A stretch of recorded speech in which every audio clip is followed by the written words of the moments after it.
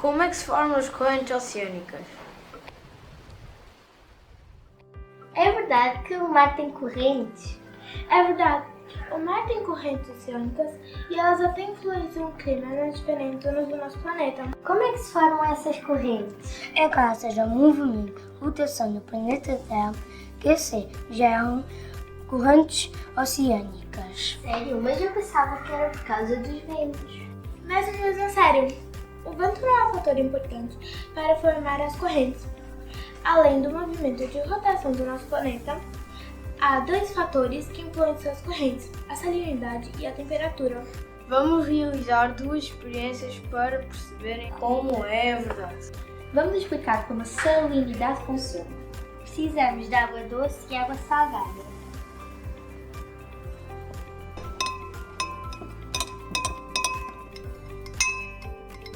Para diferenciar a água doce da água salgada, vamos precisar de corante verde. Para formar corante verde, precisamos de corante azul e corante amarelo.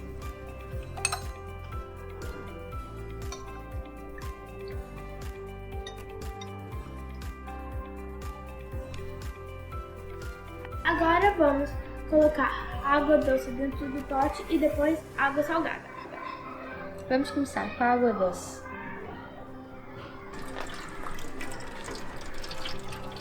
Agora vamos pôr água salgada.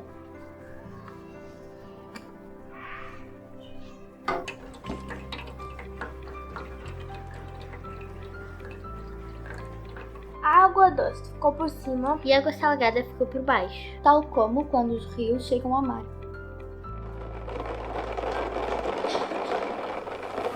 Agora vamos explicar a temperatura. Vamos usar água fria e água quente. Água fria corada de azul. E água quente corrada de vermelho.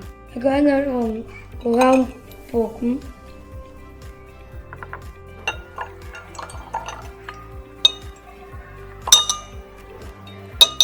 Agora vamos fazer. O meu amigo Simão vai dar com a mão.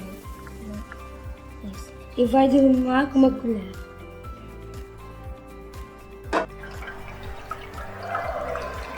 Agora vou com a água quente pôr.